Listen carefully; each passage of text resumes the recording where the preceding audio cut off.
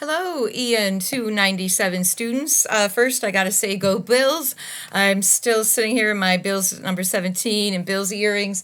Certainly, it was a great victory over the Jets today, and certainly that'll go all the way into a great victory Monday. But I don't get to see you on campus unless you stop by office hours. But anyway, I just want to get things rolling, some announcements regarding the Bluest Eye, because I'm just so very excited that we're finally starting it this week. I was buying some time for you to pick up a copy. If you don't have a copy for some reason, you can go to your local library. You can check ECC's library, and you could run out to Barnes & Noble. But please don't fall behind. I have graded your first discussion boards where you introduce yourself to all of us.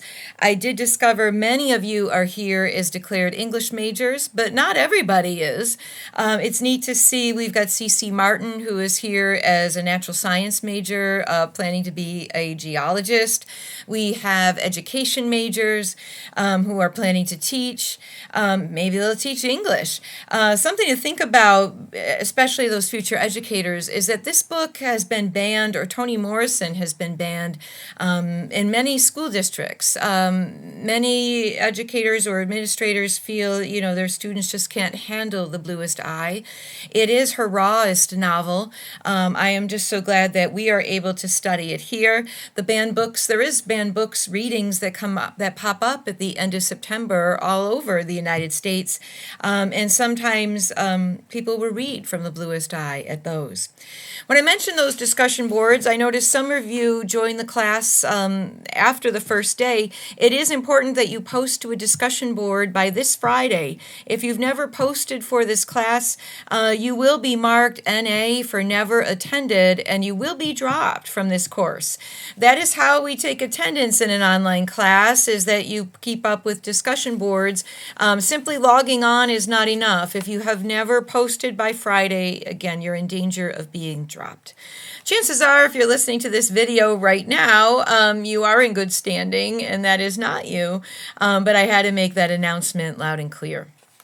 As we get into The Bluest Eye, I have us reading it for 3 weeks.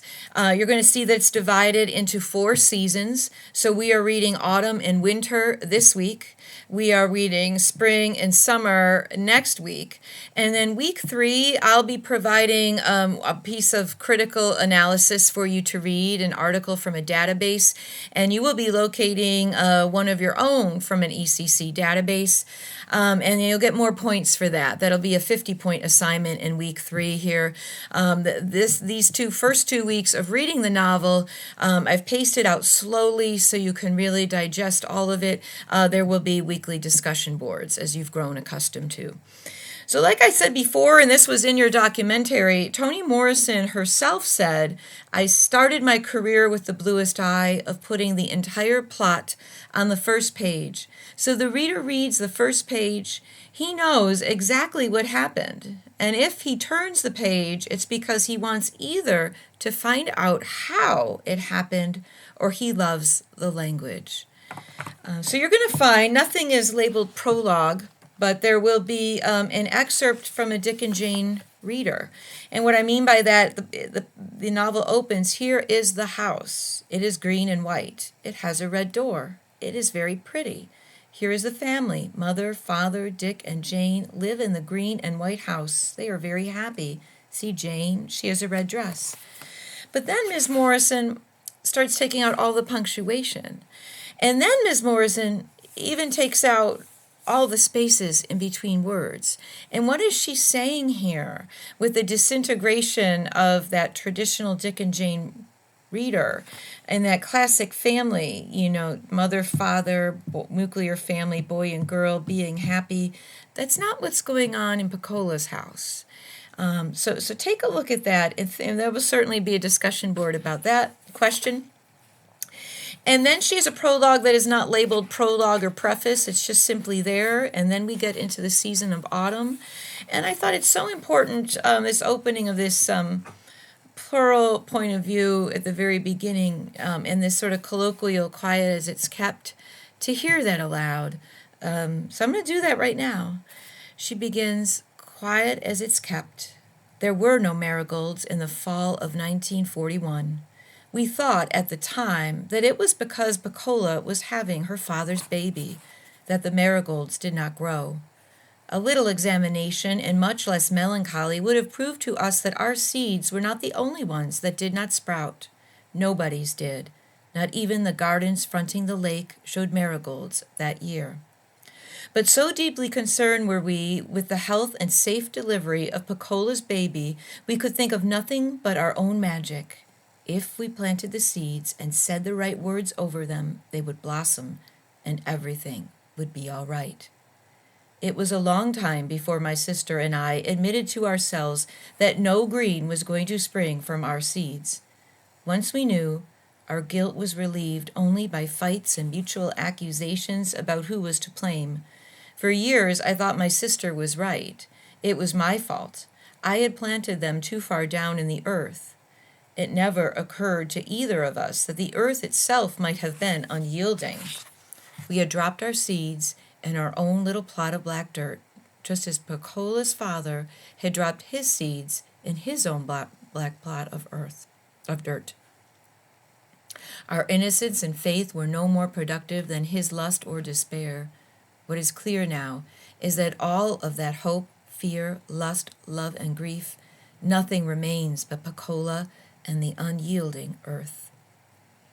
Truly breedlove is dead, our innocence too. The seed shriveled and died, her baby too. There really is nothing more to say except why. But since why is difficult to handle, one must take refuge in how. And that's how it opens. And as you read, I highly encourage you to mark any poetic devices you see along the way. I think in her heart of hearts, there is a poet in Toni Morrison. I mean, there are some pages where I think I've marked at least 3 similes. I mean, you might see personification, you might see metaphor, you might see repetition, anaphora, but certainly similes.